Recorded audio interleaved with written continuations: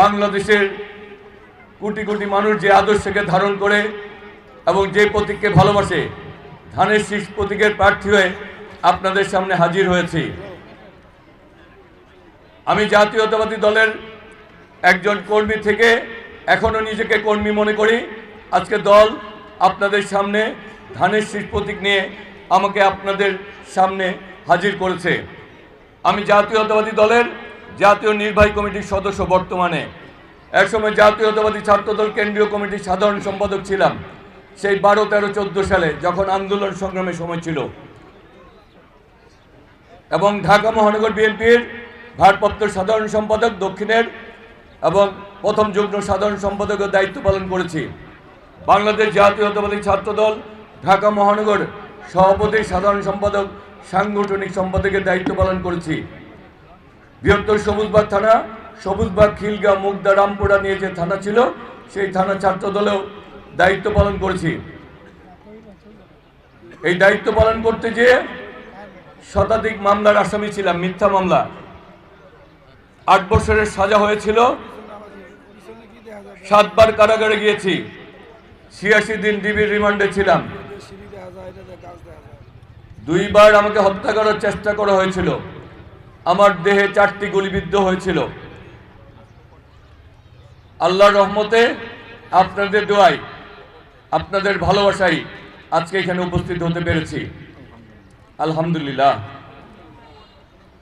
ব্যক্তিগত জীবনে school, Motijheel ideal school থেকে এসএসসি, ঢাকা সিটি কলেজ থেকে এইচএসসি, স্নাতকোত্তর করেছি ব্যবস্থাপনায় জগন্নাথ বিশ্ববিদ্যালয় থেকে। বাসা হচ্ছে 20 নং পূর্ব মাদারটেক, আপনাদের কাছের, যেতে বেশিক্ষণ সময় লাগে না। আপনাদের ঘরের ছেলে, এলাকার সন্তান, 38 বছর যাবৎ রাজনীতির সাথে সম্পৃক্ত। দীর্ঘ রাজনৈতিক এই পথ চলায় এই এলাকার প্রতিটি অলিতে গলিতে ঘুরে বেরিয়েছি। এলাকার অনেকের সাথে আমার সামাজিক, ব্যক্তিগত, পারিবারিক, রাজনৈতিক সম্পর্ক রয়েছে। তাই আজ আমার পরিচয়গুলি দিলাম। এবার বক্তব্য শুরু করার পূর্বে আমি আমার দলের প্রতিষ্ঠাতা শহীদ রাষ্ট্রপতি জিয়াউর রহমান, যিনি স্বাধীনতার ঘোষণা দিয়েছেন, বহুদলীয় গণতন্ত্রের প্রবক্তা, আধুনিক বাংলাদেশের স্বপ্নদ্রষ্টা, জাতীয়তাবাদী আদর্শের ধারক ও বাহক, যাকে এই দেশের মানুষ ধারণ করে, লালন করে, ভালোবাসে, সেই শহীদ রাষ্ট্রপতি জিয়াউর রহমানের আত্মা এবং বাংলাদেশ জাতীয়তাবাদী দলের সাবেক চেয়ারপারসন, বাংলাদেশের 3 টিমের সাবেক প্রধানমন্ত্রী, বাংলাদেশের আপসের নেত্রী, যিনি এদেশকে ভালোবেসে, এদেশের মানুষকে ভালোবেসে স্বামীকে হারিয়েছেন, গৃহ হারিয়েছেন, সন্তান হারিয়েছেন, মিথ্যা মামলায় জর্জরিত হয়ে কারাগারে গিয়েছেন, এদেশের জন্য, এদেশের মানুষের গণতন্ত্রের জন্য নিজের জীবনকে উৎসর্গ করেছেন। তার আত্মার মাগফিরাত কামনা করছি। শহীদ রাষ্ট্রপতি জিয়াউর রহমানের আত্মার মাগফিরাত কামনা করছি। আত্মার মাগফিরাত কামনা করছি। বাংলাদেশের গণতান্ত্রিক আন্দোলনে আমার হাজার হাজার নেতাকর্মী যারা জীবন দিয়েছে, জুলাই আগস্ট গণ অভ্যুত্থানে যারা জীবন দিয়েছে, এই নির্বাচনে যে আমার এক ভাই শহীদ শরীফ ওসমান হাদিসহ যারা জীবন দিয়েছে, তাদের আত্মার মাগফিরাত কামনা করছি।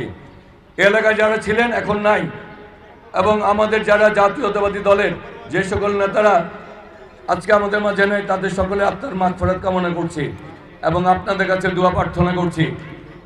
আজকে আমাকে যদি বলা হয় আপনারা কয় ভাই কয় বোন, আমি এখন বলতে পারি না আপনার 3 ভাই 2 বোন।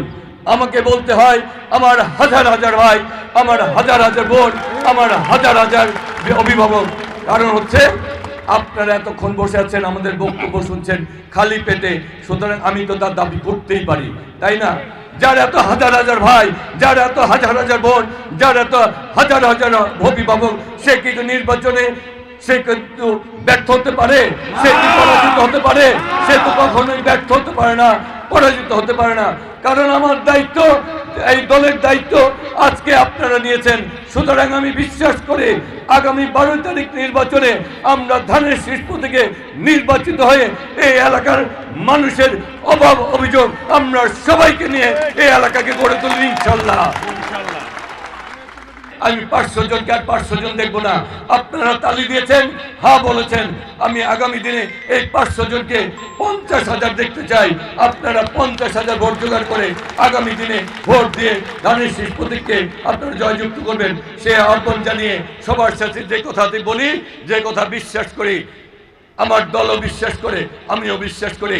এখানে যারা বসে আছে এরা বেশিরভাগই মজলুম, এরা বেশিরভাগই কারাগারে ছিল, আমিও কারাগারে ছিলাম। সুতরাং এরা আমরা সকলে বিশ্বাস করি যে কথায় আমার আগে আমরা, আমাদের আগে দেশ, ক্ষমতার আগে জনতা, সবার আগে